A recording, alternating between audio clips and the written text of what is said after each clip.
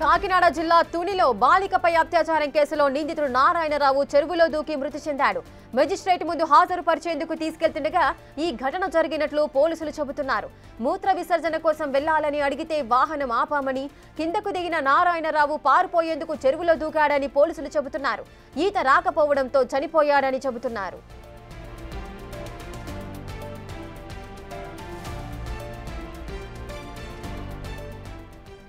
ఇసుక కాకినాడ జిల్లా తునిలో బాలికపై అత్యాచారం కేసులో నిందితుడు నారాయణరావు చెరువులో దూకి మృతి చెందాడు.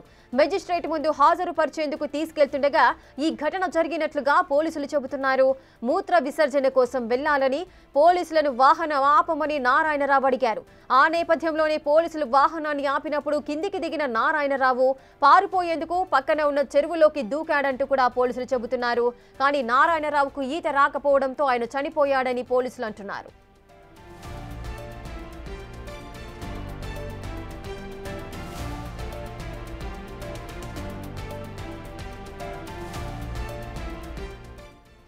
పూర్తి డీటెయిల్స్ మా ప్రతినిధి శివశంకర్ అందిస్తారు. శివశంకర్, నిన్న తునిలో జరిగింది బాలికపై అత్యాచారం కేసులో నారాయణరావు ఏ విధంగా ప్రవర్తించాడో ఆ విషయాలన్నీ కూడా మనకు తెలిసిందే. కానీ ఇప్పుడు ఆ నారాయణరావు చెరువులో దూకి మృతి చెందాడు అంటూ కూడా పోలీసులు చెబుతున్నారు. అంటే తనకు ఈత రాక మృతి చెందాడు అని అంటున్నారు. అసలు ఏ విధంగా జరిగింది ఇది?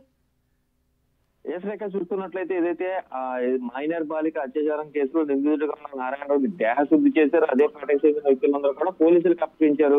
అయితే దీనికి సంబంధించి పోలీసులు కూడా నిన్న ఈవినింగ్ ప్రెస్ మీట్ కండక్ట్ చేసి దీనికి సంబంధించి ఒక కిడ్నాప్ కేసు, అలాగే పోక్సోలో ఇదైతే 2-3 సార్లు ఆయన అమ్మాయి మీద అత్యాచారం చేసినట్టుగా అయితే మాకు రుజువులు లభించాయి. కాబట్టి పోక్సోలో సెక్షన్ 5, సెక్షన్ 6 కింద కఠినమైన చర్యలు తీసుకునే విధంగా సుమారుగా యావజ్జీవ కారాగార శిక్ష పడే విధంగా కూడా చర్యలు తీసుకుంటున్నామంటూ కూడా పోలీసులు వెల్లడించారు. ఈ నేపథ్యంలో అరెస్టులందరూ కూడా కోర్టుకి తరలించే సమయంలో పోలీస్ జీప్ నుండి తప్పించుకుని చెరువులో దూకి ఆత్మహత్య ప్రయత్నం చేశాడు.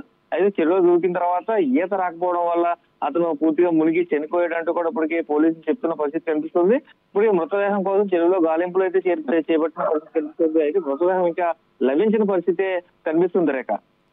శివశంకర్, అంటే కావాలని అంటే నిన్న జరిగిన ఘటన ఏదైతే ఉందో తర్వాత ఆ అమ్మాయికి సంబంధించిన బాలిక బంధువులు అతనిపై దాడి చేయడము, పోలీసులు మీడియా ముందు హాజరుపరచడము, ఆ విధంగా మెజిస్ట్రేట్ ముందుకు తీసుకెళ్లడం, ఇవన్నీ కూడా అతను అవమానకరంగా భావించి ఈ విధమైన చర్యలకు పాల్పడ్డాడు అని అనుకోవచ్చా?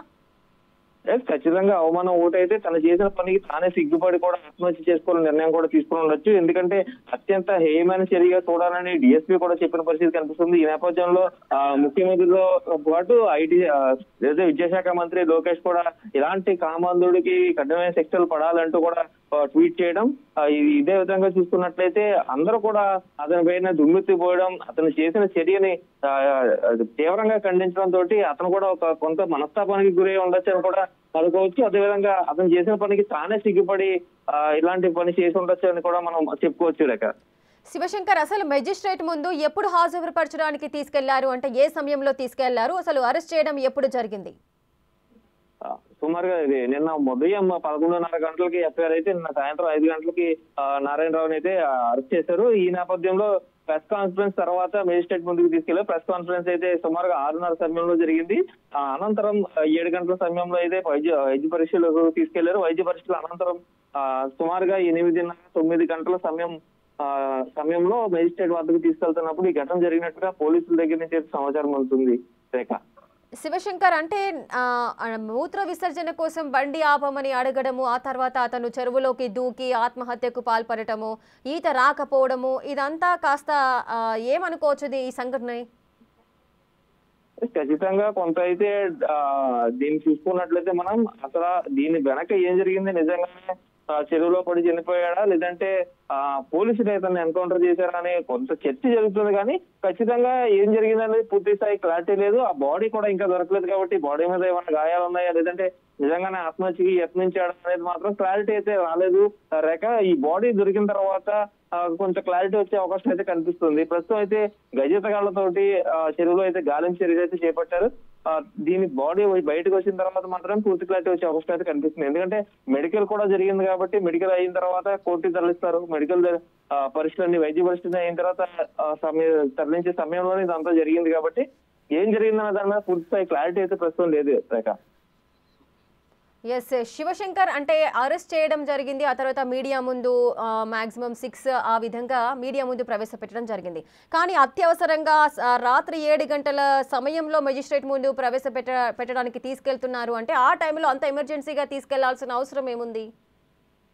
అంటే దీన్ని ఈ కేసును కూడా ప్రత్యేక కేసుగా స్పీడ్ చార్జ్ షీట్ కేసుగా అయితే పరిగణిస్తున్నామని చెప్పారు. ఈ నేపథ్యంలోనే తక్షణమే మెజిస్ట్రేట్ వద్దకు తరలిస్తాం అంటూ కూడా డిఎస్పీ వివరాలు వెల్లడించేటప్పుడు కూడా చెప్పడం 6 నెలల లోపే చార్జ్ షీట్ అంతా కూడా రెడీ చేసి కఠినమైన శిక్ష పడేలా కూడా మేము చూస్తామని కూడా నేరుగా మీడియా కాన్ఫరెన్స్ లోనే డిఎస్పీ కూడా వెల్లడించారు. ఈ నేపథ్యంలోనే ఖచ్చితంగా 30 ఏళ్లు యావజ్జీవ కారాగార శిక్ష పడే విధంగా కూడా మేము సెక్షన్స్ అన్ని ప్రిపేర్ చేసామని మీడియా సమక్షంలో డిఎస్పీ కూడా చెప్పడం కూడా కొంత దీనికి కారణమై ఉండొచ్చు రేఖ. ఎస్ శివశంకర్, మనం నిన్న చూసాము ఈ ఘటనకు పాల్పడుతున్నప్పుడు ఆ నారాయణరావు ఎవరైతే వీడియో తీస్తున్నారో ఆ తోట యజమానితో ఏ విధంగా దురుసుగా ప్రవర్తించాడో కూడా మనం చూసాము. నేను టీడీపీ మున్సిపల్ కౌన్సిలర్ని అంటూ కూడా మాట్లాడడం అయితే జరిగింది. సో దీనికి సంబంధించి అంటే ఒక పార్టీ పేరు చెప్పి ఆయన అలాంటి ప్రవర్తనకు పాల్పడ్డాడు కాబట్టి మరి ఆ టీడీపీకి సంబంధించి ఆ రాజకీయ పార్టీకి సంబంధించి ఎవరైనా స్పందించారా? లేదు రేఖ, నిన్నటి నుంచి కూడా ఖచ్చితంగా అతను టీడీపీలో ఎటువంటి పనులు చేయట్లేదు, టీడీపీకి సంబంధించిన కౌన్సిలర్ కూడా కాదంటూ కూడా టీడీపీ కూడా ఒక ప్రకటన అయితే విడుదల చేసింది. అతనికి పార్టీకి ఎటువంటి సంబంధం లేదని తుని నియోజకవర్గ టీడీపీ నుంచి కూడా ఒక ప్రకటన కూడా విడుదలైంది. ఈ నేపథ్యంలో అతనికి ప్రస్తుతం ఎటువంటి పదవులు లేవు పార్టీలో, అతను పార్టీలో ఏ పదవుల్లోనూ లేడు, అతను కౌన్సిలర్ కూడా కాదన్న విషయం నిన్ననే కూడా తేడతెల్లం చేశారు. అలాగే ఇంకా డిఎస్పీ కూడా దీన్ని పార్టీలకు ఆపాదించద్దు, ఇలాంటి ఏమైనా ఘటన జరిగినప్పుడు ఖచ్చితంగా అది అతను చేసిన పనిని మాత్రమే చూడాలి తప్ప పార్టీలకు ఆపాదించే పని ఎవరు కూడా చేయొద్దంటూ కూడా పోలీసులు కూడా వెంట నుంచి చెప్పుకోవాల్సిన పరిస్థితి కనిపిస్తుంది రేఖ. శివశంకర్, నిన్న ఈ ఘటన జరిగిన తర్వాత బాలికను మళ్ళీ గురుకుల పాఠశాలలో తను డ్రాప్ చేయడం జరిగింది. తర్వాత ఈ ఇష్యూ అంతా జరిగింది. పోలీసులు స్టేట్మెంట్ తీసుకునేటప్పుడు ఆ అమ్మాయి తరపు నుంచి అంటే అమ్మాయి ఏ విధమైన స్టేట్మెంట్ ఏదైనా ఇచ్చిందా? నారాయణరావు గురించి ఏ విధమైన విషయాలు వెల్లడించింది? స్టేట్మెంట్ తీసుకునేది ఖచ్చితంగా ఉమెన్ పోలీస్ తో పాటు ఎవరైతే దీనికి సంబంధించి పోక్సోకి సంబంధించి సపరేట్ సెక్షన్స్ ఉంటాయి కాబట్టి ఒక ఉమెన్ ఎవరైతే పత్తిబాడికి సంబంధించిన లేడీ ఎస్ఐ దీనికి సంబంధించి స్టేట్మెంట్ తీసుకున్నారు. పోక్సో కేసులో ఆ స్టేట్మెంట్లు కానీ లేదంటే ఎఫ్ఐఆర్లు కానీ బయటికి బహిర్గతం చేయరు కాబట్టి ఆ సమాచారాన్ని పూర్తిగా సీక్రెట్ గానే ఉంచారు రేఖ. దానికి సంబంధించి అయితే కానీ ఖచ్చితంగా 4 సార్లు అతను తీసుకువెళ్ళినట్టుగా ఆధారాలు లభించాయని డిఎస్పీ చెప్పారు. ఏదైతే 4 సార్లు కూడా లైంగికంగా దాడికి పాల్పడ్డారని కూడా చెప్పడంతో సెక్షన్ 5, సెక్షన్ 6 కూడా అమలయ్యేలాగా పోక్సో చట్టంలో మేము చర్యలు తీసుకున్నామని కూడా వెల్లడించారు. అసలు ఇది ఆత్మహత్య అనుకోవచ్చా లేదా ఎన్కౌంటర్ అనుకోవచ్చా? ఈ విషయం ఎప్పుడు క్లారిటీ వచ్చే అవకాశాలు ఉంటాయి? అదేవిధంగా నారాయణరావు మృతదేహాని కోసం గాలింపు చర్యలు కూడా జరుగుతున్నట్టుగా మనం విజువల్స్ లో చూడొచ్చు. సో ఈ ఘటనకు సంబంధించి నైట్ కూడా గాలింపు చర్యలు అనేవి జరిగాయా? ఇప్పుడు కూడా కొనసాగుతున్నాయా? నైట్ నుంచి గాలింపు చర్యలు అనేది మొదలు పెట్టలేదు.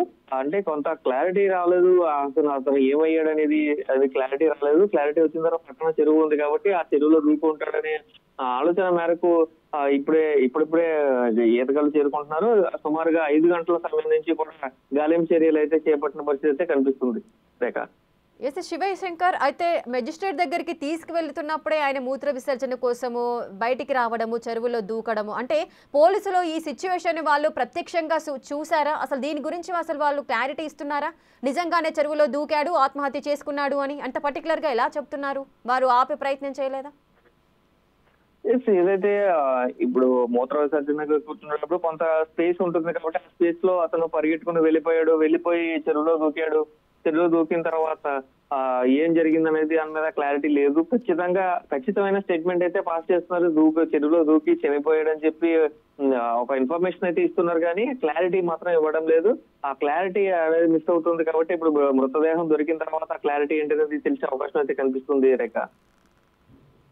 ఎస్ శివశంకర్, మరి మృతదేహ గాలింపు చర్యలు అనేవి ఏ విధంగా జరుగుతున్నాయి? అంటే ఏ ప్రాంతంలో ఎగ్జాక్ట్ గా ఏ ప్రాంతంలో చెరువు ఉంది, ఆ బాడీ అక్కడే ఉండే అవకాశాలు ఉన్నాయా లేదా ప్రవాహానికి ఏదన్నా ముందుకు వెళ్లే పరిస్థితులు ఉంటాయా?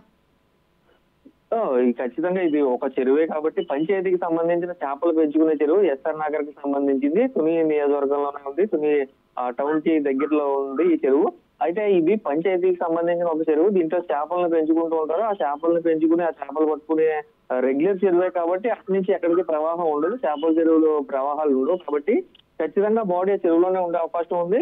ఆ బాడీ ఏది పక్కకే ఉంది అంటే సుమారుగా 1 ఎకరం 2 ఎకరాలు ఉన్న చెరువు కూడా అటు నుంచి ఇటు బాడీ ట్రావెల్ అవుతుంది, లేదంటే లోపలికి వెళ్ళిపోతుంది. ఎగ్జాక్ట్ గా ఎక్కడ ఉన్నారనేది మొత్తం అంతా కూడా గాలింపులు చర్యలు అయితే చేపడుతున్నారు. మరికొద్ది సేపట్లోనే మృతదేహాన్ని వెలికి తీసే అవకాశం అయితే కనిపిస్తుంది Rekha. Right, thank you Shivashankar, thanks for the details. తీసుకొచ్చి ఏం చేస్తున్నారు ఇక్కడ?